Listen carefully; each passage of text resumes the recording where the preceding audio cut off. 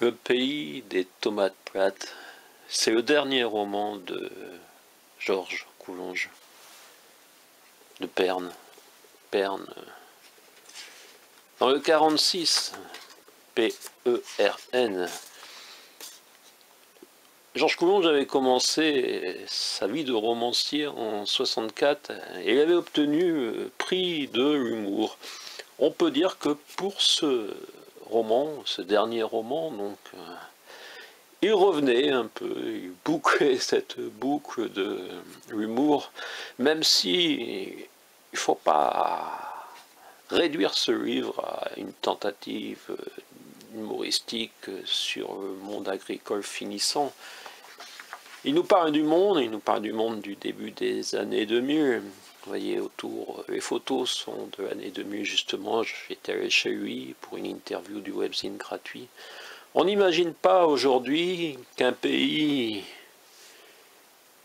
tel que celui-là existe, non à cause de la végétation riche et bizarre et plus colorée même qu'un spot pour Mire-Couleur, mais à cause de cette histoire d'arbre porte-bonheur, à laquelle des hommes et des femmes croient toujours.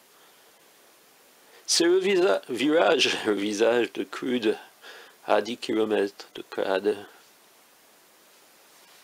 Et les tomates, ils sont plates, et le climat il est tempéré, un microcosme. Et un jour, sur cette paisible contrée, arrive un groupement d'un organisme mondial souhaitant faire des affaires avec ces gens-là qui se contentent de vivre de peu de leurs tomates. Et le BTS Force de Vente a remplacé l'ancien BTS Vente de Force. Comme vous le savez, peut-être pas en France, mais dans ce pays-là. Et comme nous le disait Georges Coulonges, page 39, lorsque le monde boite, le rire lui offre une béquille. En 2019, on peut peut-être replacer cette phrase de temps en temps. Il existe dans ce monde deux catégories d'individus. Ceux qui, n'ayant pas d'argent, ont besoin de tout. Ceux qui, ayant beaucoup d'argent, n'ont plus besoin de rien. Des associations caricatives s'occupent de la première catégorie. Laissons-les faire, elles le font très bien. Nous avons, nous, pour vocation de nous intéresser au second groupe. Et oui, c'était il y a 18 ans, 19 ans, quand il écrivait, 20 ans quand il écrivait, oui. Il y a une chose que je voulais vous demander, si vous tuez les limaces, les hérissons, ils mangent quoi? Les hérissons? Oh, c'est simple, ils mangent la limace empoisonnée, ils s'empoisonnent à leur tour. Ils s'empoisonnent, oui, et ils meurent. Voilà, c'est la vie. Il faut tuer les limaces, parce qu'elles mangent certaines tomates. Le conseiller des conseillers était abasourdi. Il n'avait jamais connu de gens auxquels on avait besoin de dire deux fois « je vais vous faire gagner de l'argent ». Leur plaisir n'est pas de gagner de l'argent, mais de produire de la bonne tomate. Qu'est-ce que ça peut leur faire qu'elles soient moins bonnes s'ils en vendent davantage? Ce sont des arriérés. Et il nous paraît également de ce monde agricole où le raisonnement des multinationales a facilement trouvé prise chez des gens à qui il suffisait de dire « vous gagnerez plus d'argent ». Il ne nous parle pas d'un monde, d'une autre planète, il nous parle de notre monde. Chez nous, un élu est celui que l'on choisit non pour qu'il fasse faire ce que bon lui semble à ceux qui l'ont élu, mais au contraire pour qu'il fasse lui-même ce qui, à ceux qui l'ont élu, semble bon. J'ai noté que c'était une petite phrase pour le maire de Montcuq qui n'a pas souhaité que la municipalité attribue une rue, un chemin à Georges Coulonges pour le 15e anniversaire de sa disparition. Et on a vu la friosité municipale au sujet de cet hommage à Georges Coulonges, on a vu la friosité départementale également. Et oui, il fut anti-gaulliste, donc peut-être qu'il était anti-PRG aussi, anti-dépêche du midi peut-être, même s'il était très calme et qu'il avait une chemise. C'était un vieil homme qui a essayé de faire des choses. Allez, je vais terminer par une autre phrase où je notais qu'on peut rapprocher avec les propos de Monsieur le maire de Montcuq-en-Quercy-Blanc en janvier 2018, où il semblait préparer la population à vivre avec le gouffre qu'il avait creusé. Monsieur le maire, j'ai fait tout ce que j'ai pu pour vous prévenir du danger qui vous menace. Dans une société dont le rythme ira toujours s'accélérant, se condamner à l'immobilisme, c'est se condamner à sa fin. Tandis que dépenser, c'est être moderne. Voilà, je vous conseille ce livre qui, bien sûr, n'est pas le plus grand des romans que j'ai lus cette année, pas au niveau des Paul Auster, par exemple, Fuller-Brot. C'est un écrivain qu'on a appelé du terroir, mais qui nous parle de notre époque, bien sûr d'une manière différente et d'un autre regard que Jerry McInerney, par exemple. Mais voilà, c'est aussi un homme qui parlait d'un monde qui disparaît. Voilà, je vous conseille ce livre, édité aux presses de la Cité. Où édite maintenant le monde tourne autour des presses de la Cité. Gérard Glad qui est venu à Montcuq-en-Quercy-Blanc.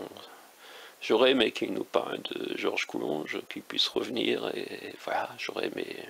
Mais on essaye de faire des petites choses. Voilà, donc je vous parle de ce roman. Ouais, je l'ai acheté pour moins d'1 € sur Internet. Et oui, maintenant le livre ne valent plus très cher, heureusement, quand ils sont en promotion et quand ils participent d'une économie solidaire. Finalement, on était déjà dans l'économie solidaire, dans l'économie réelle, dans l'envie simplement de faire les choses bien tout en respectant la terre, donc tout en respectant l'écriture. Georges Coulonges était quelqu'un qui respectait, pour moi, ses lectrices et ses lecteurs, et qui respectait notre époque, qui a apporté beaucoup de choses à notre département, même si on semble l'avoir oublié à certains endroits. Mais voilà, les écrivains passent, et un écrivain, pour moi, doit aussi être un passeur, donc se souvenir de ceux qui sont venus avant. Et Georges Coulonges, je l'ai déjà dit, fait partie des écrivains les plus sympathiques parmi ceux que j'ai rencontrés. Oui, il y en a qui ne sont pas sympathiques du tout. D'ailleurs, vous voyez, ils m'ont fait bouger ma petite caméra. Une pensée aux écrivains non sympathiques en ce dimanche. Qu'ils soient de France ou d'ailleurs. Une fresque pour cette école Georges Coulonges. Voilà, me voici tout simplement cette école Georges Coulonges. Donc l'école maternelle Georges Coulonges, Auch, rue du 88e. Février 2018, je suis à Cahors, route de Trespoux, à La Capelle. Je suis près de l'école Georges Coulonges. Nous allons passer aux investissements. Ceux-ci resteront bien sûr à l'échelle de notre commune, mais certainement pas pharaoniques comme j'ai entendu dire.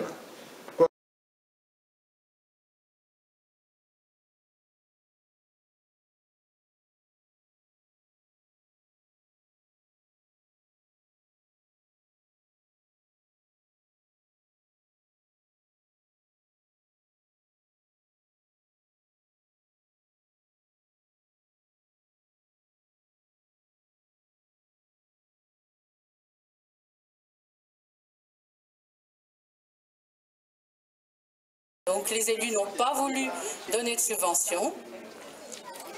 La démocratie, c'est quand il y a une majorité. Il s'agit d'une chronique périlleuse. Le principe de Peter à Montcuq. Pour éviter son pétillant détournement, je vais l'énoncer comme des nordistes. Le nord débutant souvent au-dessus de Cahors pour des gens nés ici. Éditorial même.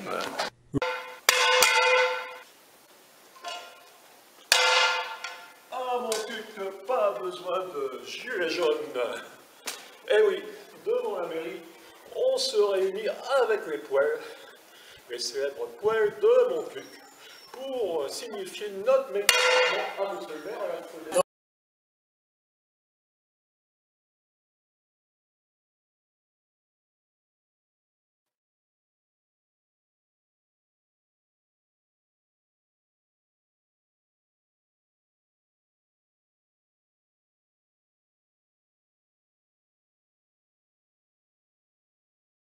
Donner ses opinions, c'est quelque chose, polémiquer, c'est autre chose. Et en tant qu'élus, nous ne pouvons pas accepter la polémique, et surtout quand ça va jusqu'à certaines insultes. Donc, certains, ou les critiques systématiques sur les élus. Donc, les élus n'ont pas voulu donner de subventions. La démocratie, c'est quand il y a une majorité, eh bien, tout le monde s'incline sur la majorité. Voilà. Peut-être que l'année prochaine, si vous vous comportez d'une façon différente, dans vos paroles surtout. Voilà. Mon cul, que sa piscine, son camping, ses grottes. Eh oui, c'était avant l'an 2000. Maintenant, plus possible d'obtenir ce qu'on appelle ce cachet de la poste.